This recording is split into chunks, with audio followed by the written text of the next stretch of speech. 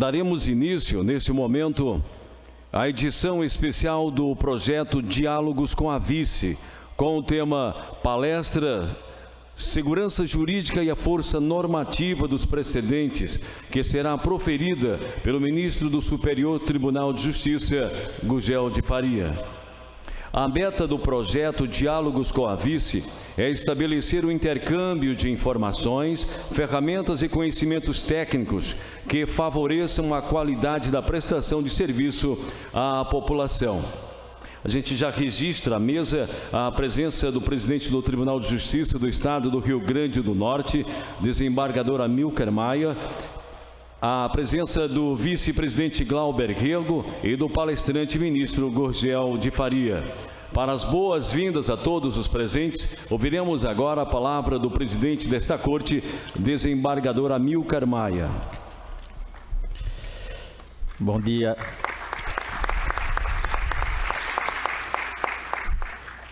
Bom dia a todos. Desde já agradeço a presença daqueles que puderam comparecer. Apresento as minhas saudações aos colegas desembargadores na pessoa do nosso decano, desembargador Amaury Moura, e saúdo os colegas magistrados presentes na pessoa do Dr. Andreu Marques, presidente da associação. Qualquer coisa que eu diga para apresentar o ministro Gugel de Faria seria totalmente desnecessário. Todos conhecem o ministro, a sua capacidade, não só também o seu trabalho como professor. Já ouvi de vários servidores e de vários advogados, no qual me relataram que o ministro Gugel de Faria foi o melhor professor que tiveram durante o curso na faculdade. Tivesse escutado isso apenas de um, já era uma situação na qual eu ficaria muito contente, mas essa situação eu já ouvi de vários militantes do curso de Direito. Então, nada que eu possa dizer agora a respeito do ministro fará juiz realmente a seus predicados. E assim, agradecendo imensamente a presença do ministro Gugel de Faria aqui conosco nessa edição de Diálogos com a Vice, uma ideia do desembargador Glauber Rego, ideia muito feliz, diga-se de passagem. Passaremos a ouvi-lo e com certeza será muito enriquecedora. Obrigado, ministro, com a palavra. Eu inicio cumprimentando o nosso presidente, desembargador Amilcar Maia, o vice-presidente Glauber Rego, que fez o convite, e para mim é uma satisfação muito grande estar de volta à minha querida Natal, e vou pedir permissão para, no caso, falar em pé. Bem, cumprimento por óbvio também, dando bom dia a todos que estão, no caso aqui, participando conosco deste evento. Na segunda-feira, pela manhã, 10 horas, eu disse, Glauber, para a gente encerrar, porque ele queria fazer agora em dezembro, a data que está na minha agenda que vai dar é essa. Então vai ser uma palestra, vai ser um castigo para a turma às 10 horas da manhã, numa segunda-feira. E aí ele disse, não, Luiz, vamos fazer às 10 horas da manhã, se é o dia que você está podendo. E assim estou aqui, muito feliz por estar de volta a Natal, essa minha querida capital do Rio Grande do Norte. Dia 21 venho mais feliz ainda, porque eu venho com a família, esposas, filhas e venho de férias.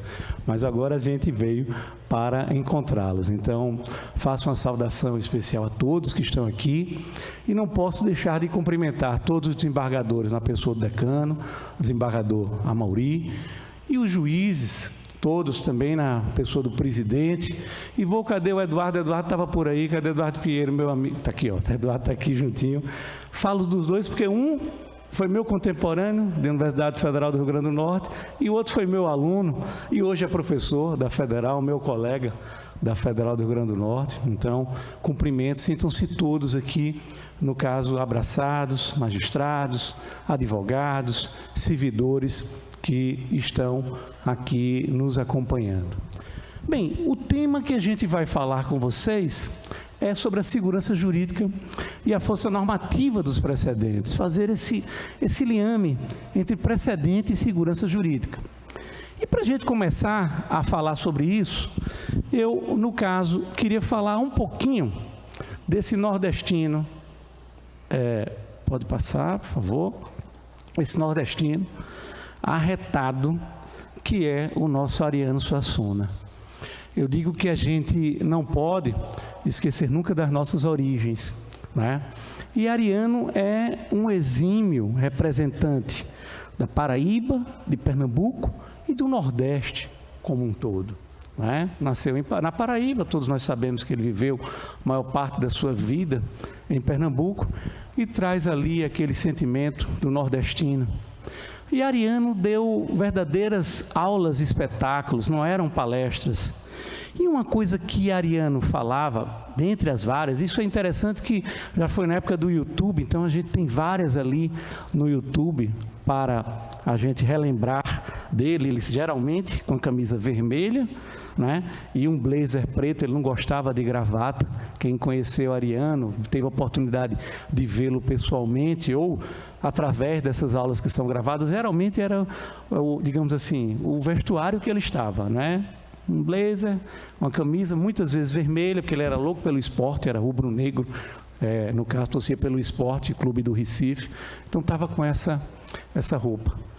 E tem uma passagem de Ariano que ele vai e diz assim: olha, pessoal, se vocês quiserem falar mal de alguém, de alguma coisa, não falem pela frente.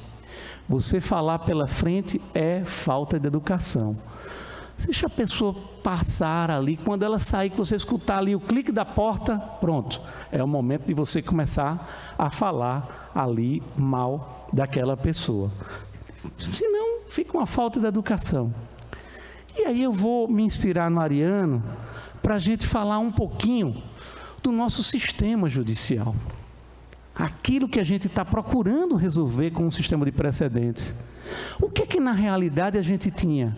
Um sistema com o que a gente pode dizer uma verdadeira jurisprudência lotérica. Por quê? Você entrava com a demanda, uma pessoa caía para um determinado colega ali numa vara, a pessoa vai, adotava uma decisão, outro tinha a mesma demanda, era uma decisão totalmente diferente. Quando era fruto de decisões de juízes de primeira instância, isso aí é porque cada um tem sua interpretação. Vamos para o Tribunal de Justiça no Rio Grande do Norte, né? Um Tribunal Regional Federal da 5ª Região. Caía para câmaras, para turmas distintas, acontecia a mesma coisa, uma loteria. E se fosse para o STJ e para o Supremo? Infelizmente também acontecia a mesma coisa. O sistema, na realidade, não estava funcionando. Havia uma loteria que a gente, que é profissional do direito, às vezes não entende. Imagina o cidadão, né? Imagina aquela pessoa. Eu me lembro, eu ingressei nos quadros da Justiça Federal como magistrado em dezembro de 1993. Aquela época, muitos daqui são jovens, mas talvez tenham escutado isso em história e alguns viram isso. Aquela época, uma ação que era muito comum era a ação dos 84,32%. É um númerozinho que muitas pessoas nem esquecem. Que ação era essa? Envolvia poupança, mas no caso específico, servidores pedindo esse reajuste. Por quê? Quando o Collor entrou, tinha ocorrido uma inflação em um mês, viu, pessoal? Um mês, a inflação no Brasil de março de 1990 foi 84,32%. Então, os servidores ingressaram pedindo esse reajuste. E eu me recordo, dentro da Justiça Federal, 2 servidores que trabalhavam na mesma vara, pertinho, não era birô com birô, mas vamos aqui até para a licença poética que permite, um ao lado do outro, birôs ali contíguos. Um entrou com a ação ganhou, transitou em julgado, teve o índice de 84,32% implantado no seu contra-cheque. O outro entrou com a mesma ação, deu azar, caiu ali para um juiz ou para uma turma, no caso que não tinha aquela interpretação favorável, perdeu. Aí vocês imaginem, vamos assim, colocar números para facilitar. Um colega ganhando R$10.000 como analista judiciário, outro ganhando 18.430 e alguma coisa como analista judiciário. As mesmas atribuições. Um trabalhando feliz e satisfeito e o outro revoltado. A palavra certa é essa, revoltado. Porque não entende. E olhe, profissionais do direito. Imagine se a gente for transferir isso para o cidadão, para as pessoas que na realidade não são da área jurídica, que vêm demandar as mais diversas questões junto ao nosso sistema judiciário.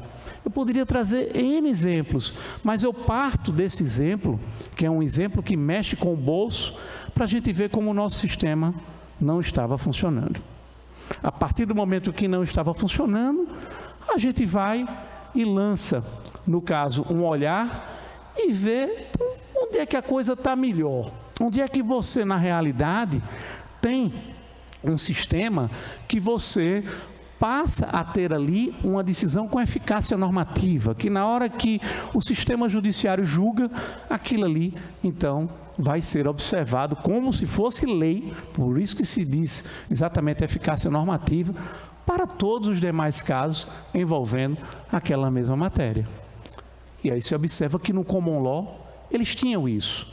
A gente tem um sistema do Civil Law que na realidade é tido como, a resposta está na lei.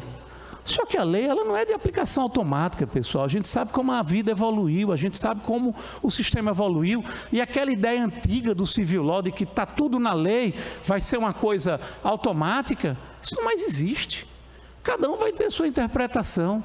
Se a gente colocar aqui uma mesma questão, eu vou ter uma interpretação, o desembargador Amaury vai ter outra interpretação. Se a gente for sair do âmbito do sistema judiciário, cada um do sistema do Poder Judiciário e ampliar para os advogados, o advogado vai ter uma interpretação.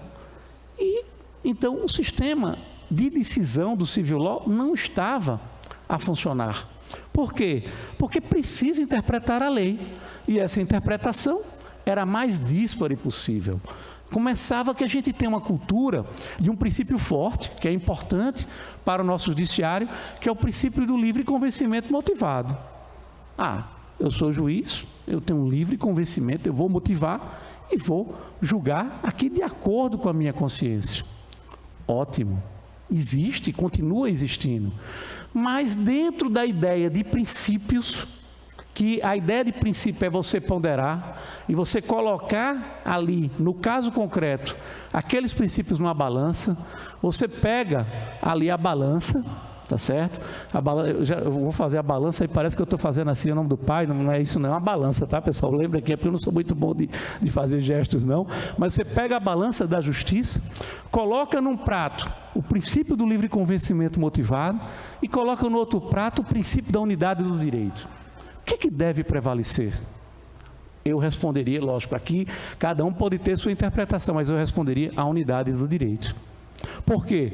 Porque, embora eu possa ter a minha interpretação, mas o que vale é você ter uma unidade, é você ter uma resposta que venha a trazer isonomia, que venha a trazer igualdade, que venha a trazer segurança jurídica.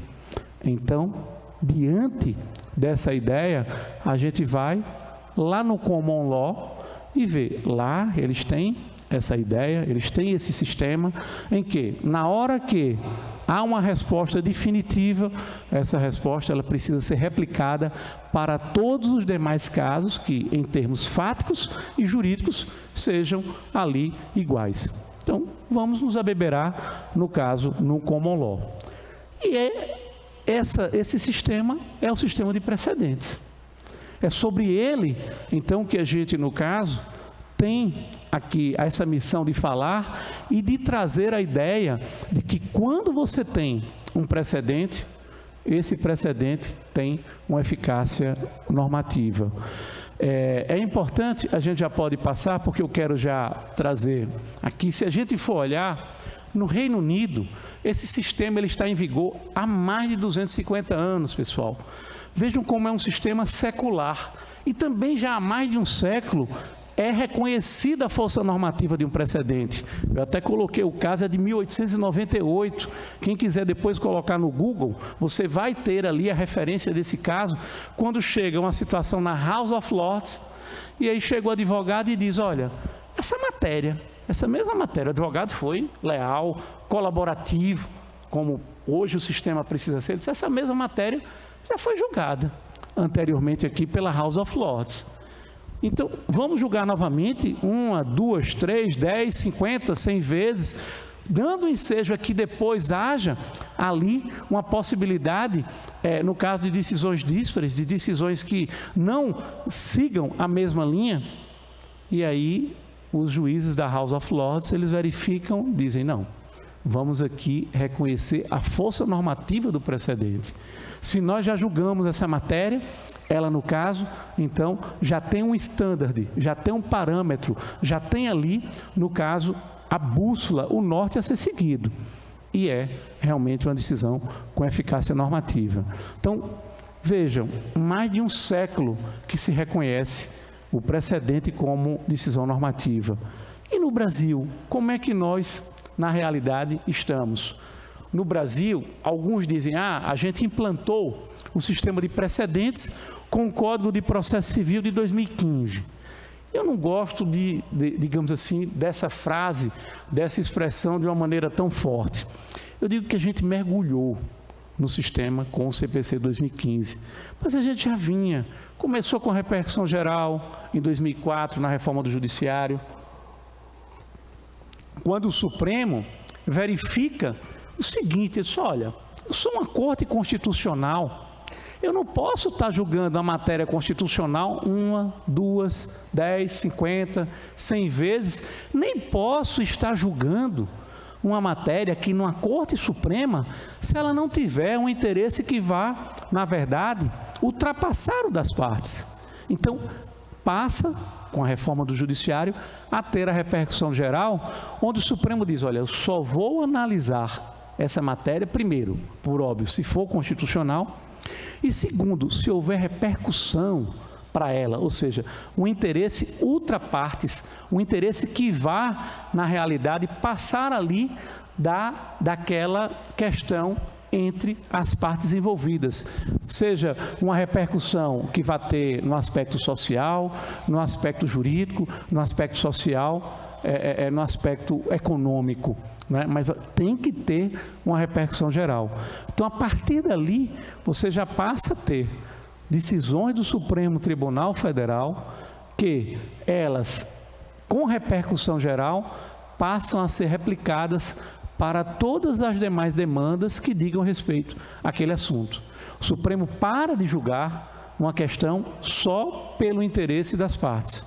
Inclusive, hoje é um capítulo, os advogados, os magistrados também sabem disso, mas os advogados que precisam interpor com recurso extraordinário, já sabem que a primeira coisa é abrir ali uma preliminar para mostrar, olha, estou aqui entrando com recurso extraordinário e, na realidade, essa questão não é de interesse só de A contra B, é uma questão que ultrapassa o interesse dessas partes, porque tem uma repercussão econômica, social, como eu já disse, jurídica, enfim, aqueles aspectos específicos de uma repercussão geral. Então, o Supremo começa ali, já em 2004, foi regulamentado em 2007, a ter um sistema de precedentes, né?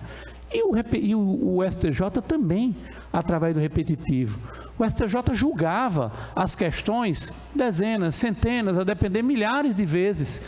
E poderia, no âmbito das turmas, e a gente já ainda vai chegar, porque o sistema precisa se aperfeiçoar, mas poderia ter interpretações diferentes. E isso era péssimo para o nosso sistema jurídico. Por quê? Porque, na realidade, dava a quebra da isonomia, dava a insegurança jurídica. Então, é formado, é aprovada uma alteração no nosso Código de Processo Civil e passa-se, então, a adotar no caso, o sistema de recurso repetitivo. Só que os tribunais de apelação estavam fora, né? Os tribunais de apelação não tinham nem repetitivo, nem tinha a repercussão geral. Então, o Código de Processo Civil passa a ter dois instrumentos importantes. O IRDR, que é o Incidente de Resolução de Demandas Repetitivas, como o próprio nome já diz, questões de massa, e o IAC, que mesmo não sendo uma questão de massa, mas quando se verifica ali também uma relevância naquela matéria, há a propositura de um incidente de assunção de competência. É formado um incidente de assunção de competência. Então, a gente passa a ter decisões também no âmbito dos tribunais de apelação, que vão servir de parâmetro, que vão servir de standard para ali, tanto no âmbito horizontal, para aquela corte, como para todos os demais juízes que estão, na realidade, relacionados, que estão sob aquela jurisdição do tribunal, seja aqui o Tribunal de Justiça do Rio Grande do Norte, seja, na minha origem, o Tribunal Regional Federal da 5ª Região. Os tribunais de apelação passaram também a ter os seus instrumentos para, no caso, dar o norte, para servir de bússola para aquela determinada matéria. Bem, e aí com isso, qual é a relevância especificamente do Supremo e do Superior Tribunal de Justiça? Eu digo puxando um pouquinho para o meu tribunal de origem, né, porque nós temos, eram 5, hoje são 6 tribunais regionais federais. É muito comum você ter um IRDR, no caso, julgado num tribunal da 5ª Região sobre uma matéria, um tributo federal, e já o tribunal da 3ª tem uma outra interpretação. Então, vejam, no âmbito dos tribunais de apelação, pode continuar ainda a ter uma celeuma, uma polêmica a respeito dessa interpretação. E como é que isso vai ser solucionado? Isso vai ser solucionado se a matéria é infraconstitucional, envolvendo legislação federal, vai ser solucionado pelo Superior Tribunal de Justiça. Se a matéria for constitucional, por óbvio, será solucionado pelo nosso Supremo Tribunal Federal. Então, essas cortes de cúpula, essas cortes de vértice, num linguajar que é muito utilizado pelos doutrinadores, é que darão a última palavra. Tema constitucional, Supremo. Tema infraconstitucional de legislação federal, Superior Tribunal de Justiça, e aquela decisão terá, portanto, uma eficácia normativa.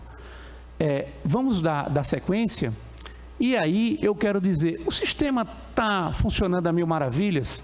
Pessoal, a gente tem que, na realidade, verificar, bem, um sistema que passou, pelo menos desde quando se teve a força normativa de precedentes, mais de 100 anos, como acontece no Reino Unido, e o nosso, se a gente for verificar que ainda não tem, a partir do CPC não tem nem 10 anos, a gente não pode dizer que o sistema está a mil maravilhas. É um sistema que precisa, na realidade, ir se aperfeiçoando. E a gente não pode chegar e, no caso, tapar os olhos para as críticas. A gente tem que verificar as críticas que são, no caso, formuladas, e a gente ir aperfeiçoando esse sistema, né? Vocês vejam que nós mesmos, magistrados, é uma pesquisa que foi feita pela AMB em 2019, um pouquinho antes, no caso da pandemia, que veio em 2020. Essa pesquisa foi feita e ali a maior parte dos magistrados, mais de 50%, tanto no âmbito da primeira instância, como também nos tribunais, era contrária ao sistema de precedentes. Isso não tem muito tempo, tá, pessoal? 2019, então, são 4 anos. Mas por quê? A gente tem uma resistência à mudança. A gente, como magistrado, a gente tem ali... A resistência à mudança não é só do magistrado, não, viu, pessoal? Isso aí vale para a vida toda, né? Todos nós temos ali uma resistênciazinha à mudança. Mas, como magistrado, durante a vida toda, uma das primeiras coisas que a gente aprende, eu que comecei a magistratura com 23 anos de idade, o princípio do livre convencimento motivado. Eu que vou dar aqui a minha interpretação. Só que a gente vai estar vendendo ilusões se essa interpretação for diferente da do Supremo, se essa interpretação for diferente do STJ ou até diferente do próprio tribunal, onde nós, na realidade, estamos ali, no caso, jurisdicionando. A gente não pode ter essa ideia de que, eu que digo. Não, a gente tem que ter a simplicidade, a gente tem que ter humildade. Eu vou dar um exemplo para vocês que acontece hoje no Superior Tribunal de Justiça. A minha Corte Especial, que é o órgão de cúpula do Superior Tribunal de Justiça, quando tem uma matéria de interesse das 3 seções, direito público, privado e penal, a Corte Especial é que vai e dá ali a diretriz a ser seguida. Chegou a Corte Especial e reuniu-se e disse: não cabe reclamação para discutir a observância ou não de recurso repetitivo. Eu discordo por completo dessa posição da minha Corte Especial.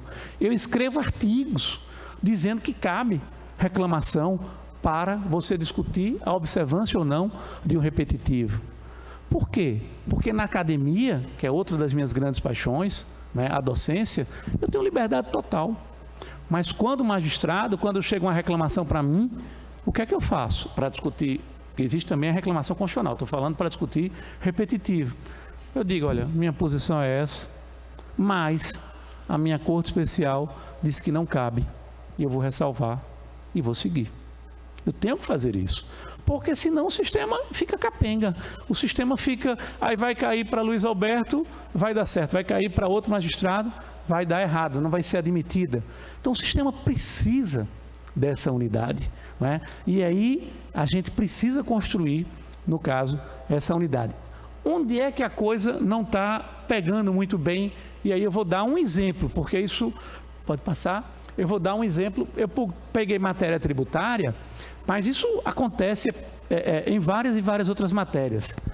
Conflito de competência entre o Supremo e o Superior Tribunal de Justiça. Tem sido muito forte esse conflito. Por quê? O Supremo vai e diz: essa matéria é infra. Se a matéria é infra, quem vai julgar, no caso, é o STJ. O STJ muitas vezes diz: já que a matéria é minha, usando o jargão futebolístico, vou matar no peito e vou decidir. E vai ser a última palavra. E vai ter isonomia e vai ter segurança jurídica para todo mundo. Beleza. Só que, muitas vezes, o Supremo depois muda de ideia. E disse: agora o tema é constitucional. E aí? Se é ele, se é constitucional, é ele que vai dar a resposta. Se ele ratifica a posição do STJ, maravilha, não vai ter maiores controvérsias. E quando ele reformula a posição? Eu vou trazer exemplos para vocês na matéria tributária, mas tem no âmbito administrativo, no âmbito do privado, no empresário, em várias e várias matérias a gente tem esse exemplo. Então, a gente está precisando melhorar o sistema de precedentes, especialmente nesse diálogo entre o Superior Tribunal de Justiça e o Supremo Tribunal Federal. Porque também, se não houver esse diálogo, não adianta o STJ dizer: é meu. Depois o Supremo dizer: não, é meu. Então, ele que vai dar a última palavra. Precisa de um diálogo. Eu vou trazer 2 questões. Essa segunda está muito na moda agora, porque ela está pendente de uma modulação. Mas a primeira, ela foi conhecida como a tese do século. Que questão era essa? É se o ICMS ela deveria fazer parte da base de cálculo do PIS e da COFINS. A gente sabe que o PIS e COFINS tem como base de cálculo a receita, ali a receita bruta, o faturamento daquela determinada empresa.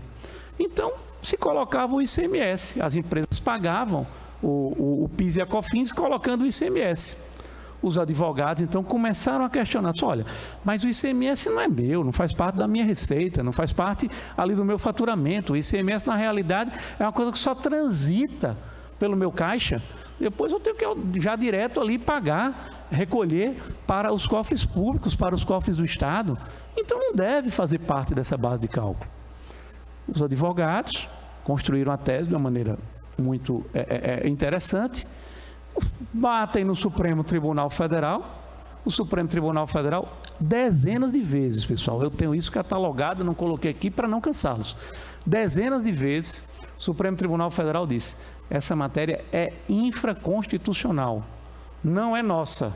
Você dá essa interpretação, se o ICMS deve fazer parte da base de cálculo ou não, isso aqui tem legislação disciplinando, então o tema é infra, STJ que decida. O STJ, então, como eu disse, vai e resolve a matéria. Primeiro, quando ainda não existia repetitivo, sumulando. Nós tínhamos 2 súmulas sobre essa matéria, inclusive súmulas antigas, dizendo que, na realidade, tanto com relação ao PIS como também a COFINS, o ICMS deveria ser incluído na base de cálculo, construindo de acordo com, assim, pegando um histórico de que há tributos que incidem na base de outros e etc. Então, deu a resposta. Chega a época, só que essa decisão não tinha efeito vinculante, porque era uma súmula que dava ali uma diretriz, mas à época ainda não existia repetitivo. Então, a matéria, chegando direto para o STJ, a matéria, então, quando já tem repetitivo. Então, o STJ vai, afeta a matéria para a primeira sessão, que é a sessão que hoje eu integro, que é de Direito Público, para ser julgada.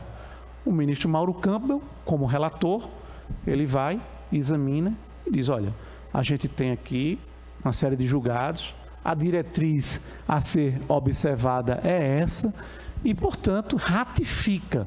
Pode, às vezes, quando a gente vai julgar repetitivo, é uma oportunidade de você, de repente, alterar ali até o norte. Mas se for alterar, é outra coisa que a gente, se tiver um tempinho ainda fala um pouquinho de modulação, mas, enfim, o importante, na realidade, é que o STJ, nesse caso, o Supremo diz que a competência é minha, eu vou julgar, estou ratificando e constrói uma tese. O ICMS deve ser incluído na base de cálculo do PIS e da COFINS. Pouco tempo depois, o Supremo reformula a sua posição. Agora eu entendo que é constitucional. Agora a matéria é minha. E reformula a interpretação do STJ. Então, vejam, um sistema de precedentes que é para trazer segurança jurídica, trouxe insegurança. Porque, na realidade, a Fazenda, no caso, tinha sido vencedora, estava entendendo que a questão estava solucionada, por causa, especificamente, da posição tanto do Supremo como do STJ, e foi pega de surpresa. Tanto é que pede a modulação e diz, olha, uma das questões, são dois eu vou até aproveitar e já falar isso, são dois os requisitos para a modulação, interesse social e segurança jurídica, né?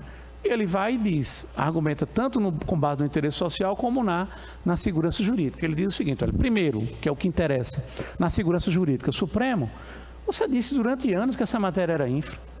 O STJ julgou, está aqui o repetitivo, e você agora, no caso, está reformulando. Então, pelo menos module, porque tem aqui o requisito da segurança jurídica para ser observado. E, quanto ao interesse social, traz uma questão que eu não quero digamos assim, falar tanto sobre ela, mas no âmbito do interesse social, eles, olha, esses dois tributos, o PIS e a COFINS, são para a Seguridade Social, são para a Previdência, para assistência para a saúde, e eu vou ficar sem recurso para essa área, então, no caso, module também em razão disso, e aí o Supremo Tribunal Federal vai e modula. Mas veja, uma decisão que era favorável ao fisco, foi mudada pelo Supremo, passou a ser favorável para o contribuinte, quando o Supremo dizia que a matéria era do STJ. Aí vamos agora ver o outro lado da moeda, tá certo? Porque às vezes a gente tem que mostrar os dois lados. Aconteceu essa mesma novelinha que eu contei para vocês, aconteceu com relação à inclusão do texto constitucional de férias na base de cálculo das contribuições previdenciárias. Na hora que o empregado ele recebe o texto constitucional de férias, na parte da contribuição do empregador, deve ser incluído ou não o texto constitucional?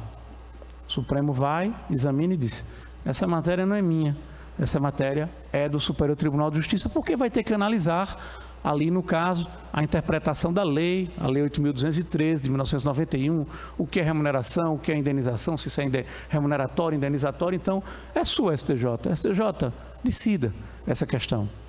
O STJ, de novo, mata no peito, é minha, vai e julga aqui no caso, favorável ao contribuinte. Diz, não deve ser incluída, no caso, essa parcela, para fins de base de cálculo da contribuição previdenciária, porque aí faz uma análise até na parte trabalhista, que a minha origem, eu fui, antes de ser juiz federal, fui juiz do trabalho, durante um período, faz uma análise no âmbito da própria legislação trabalhista e etc. E diz, olha, esse abono, a interpretação que foi dada, esse abono, na verdade, não é remuneratório, é uma parcela indenizatória. Você aqui vai ter o objetivo de proporcionar ali um valor para que o servidor, o empregado, tenha uma quantia a mais e possa usufruir daquele período que ele vai ter de férias, para poder descansar, para poder ter o seu lazer. Então, não é parcela remuneratória, portanto, é indenizatório. Não deve ser incluída na base de cálculo essa quantia. O Supremo vai, depois de anos de decisões dizendo que o tema era constitucional, era infra, perdoe-me, nesse caso era infra, disse não, agora eu entendo que é constitucional. E vou decidir.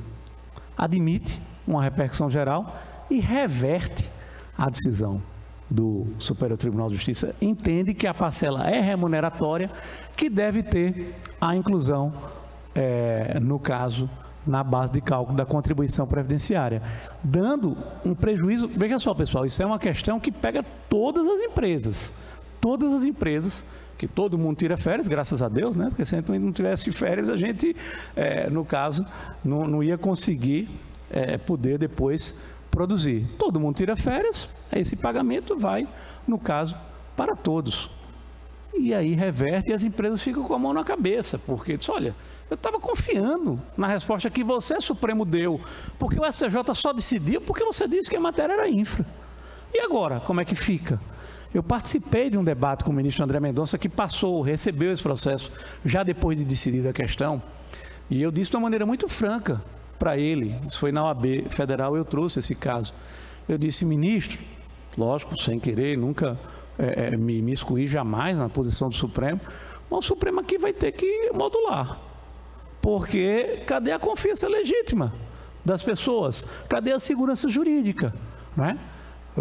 O contribuinte ali tinha uma posição do STJ que foi dada por causa da posição do Supremo, que dizia que a matéria era infra.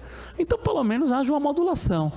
Ele, na verdade, quando eu comentei isso, ele já tinha uma decisão suspendendo a tramitação desse processo para julgar isso em embargos de declaração, tá? Para ter esse julgamento no âmbito de embargos de declaração do Supremo. E se o Supremo for levar a mesma forma como ele julgou no primeiro caso, favorável ao contribuinte, mas que viu que o fisco tinha a sua razão, aqui, pelo reverso da moeda, tem que ser a mesma coisa. Ora, você tinha dito que a matéria era infra, deu poder para o STJ julgar, o STJ julgou, agora que você mudou de ideia, então module por causa exatamente da segurança jurídica. Então, diante disso, é uma das falhas que o sistema de precedentes tem mostrado, e mostrado que traz uma insegurança forte nesse aspecto. As duas cortes celebraram um acordo de cooperação em 2021, para gerir os seus precedentes, para que haja uma comunicação, uma sintonia mais fina, no sentido de que, olha, eu vou analisar se aquela matéria tem repercussão geral, e na hora que realmente eu disser que não tem, e que não é constitucional, deixo a bola, no caso, com o STJ. Mas isso tem pouco tempo, que são 2 anos apenas. Então, esses casos que eu trouxe para vocês são casos que já tinham acontecido há mais tempo, né? Então, o diálogo que a gente tem travado com os ministros do Supremo e, por óbvio, também os setores que fazem a gestão de precedentes, tanto do STJ como do Supremo Tribunal Federal, é no sentido de procurar acabar com essa divisão, com essa luta que tem no âmbito da competência. Só que o que eu digo sempre por óbvio, é importante esse diálogo, mas a última palavra quem vai dar é o Supremo. Porque se ele chegar e disser infra, e de última hora disser que é constitucional, o que a gente pode fazer? Não é? Então, a última palavra é do Supremo, mas esse diálogo tem acontecido. Eu tenho, no caso, visto uma resposta positiva dos próprios ministros do Supremo. A gente observa que, na realidade, eles têm colocado matérias para essa análise da constitucionalidade e muitas vezes tem dito, não, isso aqui é infra, e já no âmbito de uma decisão onde todos participam, não é? Porque na hora que você admite ali aquela questão para analisar a constitucionalidade via repercussão geral, há hoje um painel virtual onde, no caso, isso é examinado. Então, deixa de ser aquelas decisões monocráticas, né, e passa a ser uma decisão do próprio colegiado, onde pode, por óbvio, ter uma mudança, mas que fica ali uma questão mais forte. Não, isso aqui já tem uma posição do Supremo, que a matéria não é constitucional, foi o colegiado que examinou e, então, deixa o tema com o Superior Tribunal de Justiça.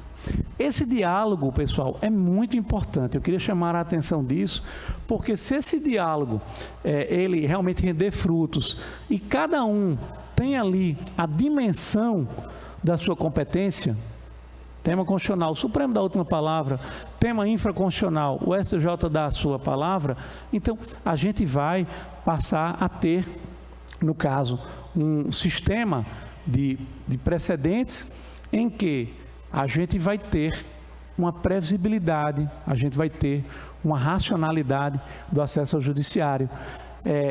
Na hora que o judiciário dá uma resposta e que aquela decisão tem eficácia normativa, as pessoas que, no caso, tenham aquele direito, a depender da situação, nem vão precisar pedir ao judiciário, porque às vezes vão ter o reconhecimento administrativo daquela determinada situação, então você dá racionalidade, e pessoas que eventualmente, no caso, saibam que não vão ter o direito, não vão ficar abarrotando as nossas estantes com processos e processos, não é mais estantes, são sistemas, né? Eu ainda estou numa linguagem, às vezes, antiga da minha época, a gente, graças a Deus, não tem mais aquelas estantes cheias e cheias de processos, mas os processos continuam, só que, no caso, no nosso servidor, ali junto aos sistemas do processo eletrônico, mas a gente não vai ter aquela quantidade toda de processos a respeito de uma demanda que o cidadão já sabe, vou perder. Tem uma decisão com eficácia normativa, para que eu vou botar mais um processo? Não é? Só para gastar dinheiro? Então ele vai, no caso, e efetivamente vem a ter uma autocontenção a respeito disso. Dá, portanto, também isonomia e dá segurança jurídica. Eu diria que lógico, há várias outras coisas, mas eu diria, pessoal, que no âmbito do sistema de precedentes, essas duas últimas expressões aí são a pedra de toque. A gente conseguir que as decisões, elas tragam a isonomia para os jurisdicionados, elas tragam a isonomia para os cidadãos e tragam também ali uma certeza de uma segurança jurídica para que aquela jurisprudência lotérica que a gente mencionou, ela deixe de existir, né? Ela vai ser comum, de repente, às vezes no âmbito de uma primeira instância, às vezes até nos tribunais de apelação, mas ao final, quando chegar nas cortes de vértice, que tem a missão principal de dar unidade do direito, e com base, por óbvio, nas decisões que foram formadas nas instâncias ordinárias, os tribunais superiores, tanto o STJ como o Supremo, venham a dizer ali qual é aquela unidade do direito, qual é a isonomia que deve ser observada, qual é a segurança jurídica que deve ser observada. E eu que comecei com Ariano, termino então pedindo para que vá para o slide, e essa frase do Ariano eu gosto muito, até já repeti em outras falas minhas, que Ariano diz que não gosta de ser otimista, não gostava, né? Ele já se foi, infelizmente, mas enfim, é um mote dele que para mim serve muito. Ele diz que os otimistas são ingênuos, então ingenuidade não. Os pessimistas são amargos, aí esse aí é que a gente tem que ficar longe da amargura, né? Porque a gente tem que procurar fazer com que a vida seja mais doce. Eu prefiro essa ideia dele do realista e esperançoso. Então, o sistema de precedentes, ele precisa ser aperfeiçoado. Em alguns exemplos que eu dei, exemplos de modulação também, os requisitos da modulação, interesse social e segurança jurídica, eles são muito abertos, a gente precisa ainda melhorar, mas eu tenho esperança que a gente passe a ter um sistema melhor com o precedente, corrigindo essas falhas que foram apontadas e trazendo então realmente o grande objetivo de um sistema, que é você dar segurança jurídica e você dar isonomia para todos. Muito obrigado.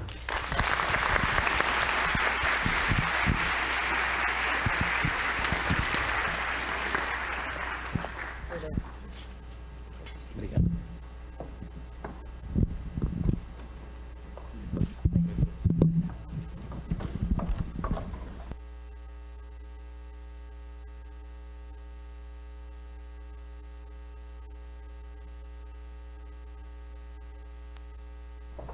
Para finalizarmos, eu passo a palavra ao desembargador Glauber, para algumas considerações finais.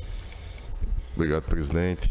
Somente para agradecer ao ministro Gurgel de Faria e para nós outros aqui, ministro, ainda Luiz Alberto, meu professor no ano de 95, na UFRN, eu que havia cursado Engenharia Agronômica e ingressei no Direito e tive o privilégio de ser aluno do ministro Luiz Alberto, acredito no ano 95 ou 96, matéria de Direito Tributário.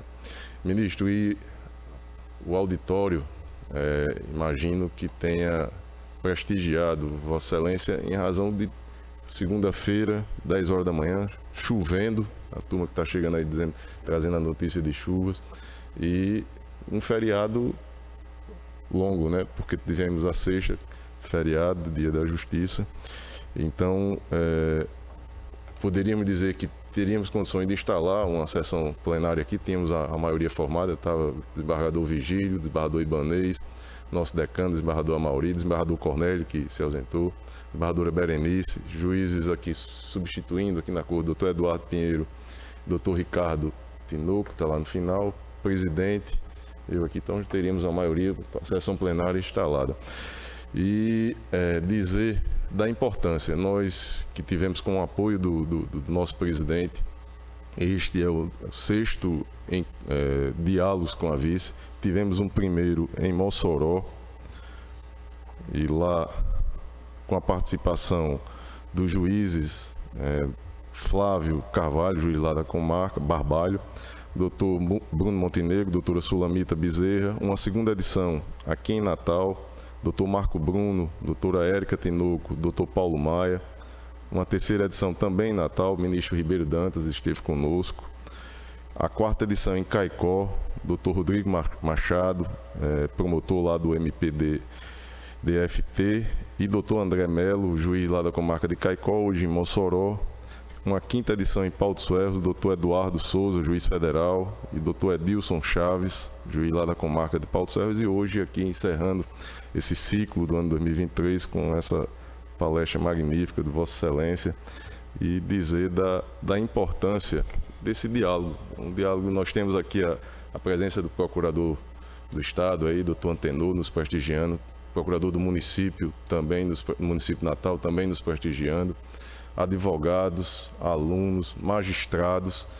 Então, trazer a experiência de Vossa Excelência, trazer o seu exemplo, né, que hoje nos orgulha de ter um potiguar na Corte Superior, no STJ, e quem sabe, em pouco tempo, na Corte Suprema, se Deus quiser, vai chegar lá. Meus amigos que brincam com isso, eu digo, não me queiram mal não. Estou feliz no STJ. Obrigado, Glauber. Juro a vocês, é tão bom estar lá no meu Superior Tribunal de Justiça. É uma vida onde a gente só se preocupa realmente com o judiciário, Glauber. E no Supremo, a preocupação além do judiciário, às vezes tem outros temas políticos muito...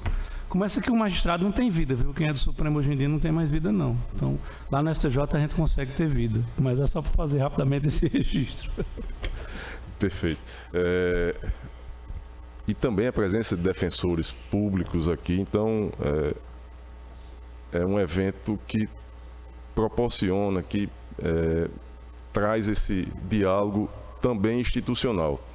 E quando a gente focou nesse diálogo com a vice-presidente, na questão da segurança jurídica, dos precedentes, traz um embaraço, em determinado momento, até mesmo uma confusão de que seria uma imposição, estaria tolhendo o trabalho do magistrado, mas na verdade, junto com a doutora Sulamita, não, vamos focar nisso porque isso prestigia a instância ordinária, porque no filtro que fazemos na vice-presidência, temos sempre focado nessa questão da segurança jurídica, dos precedentes, né? Então vamos trabalhar isso junto com os advogados, defensores públicos, com os procuradores, e graças a Deus a gente tem, imagino, alcançado isso no ano de 2023. E essa palestra de Vossa Excelência traz mais força ao trabalho que temos realizado. Então, agradecer aqui a servidora lá da vice-presidência, servidores que proporcionaram a chegada aqui do ministro Luiz Alberto, que não foi fácil. A agenda do ministro é lotada e para conseguir teve que ter o trabalho aí de bastidores aí para junto lá com Jorgito, nosso amigo, levo o nosso abraço para ele, agradeça também. E é isso. Então, agradecer o presidente, agradecer os servidores, agradecer a todos vocês que estiveram aqui presentes conosco. E muito obrigado, ministro. Muito obrigado mesmo.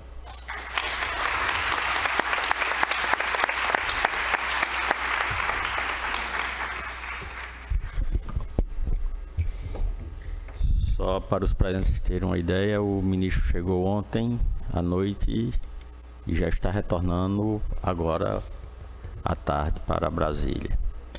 Agradecendo a presença e desejando a todos uma semana muito abençoada. Muito obrigado pela presença.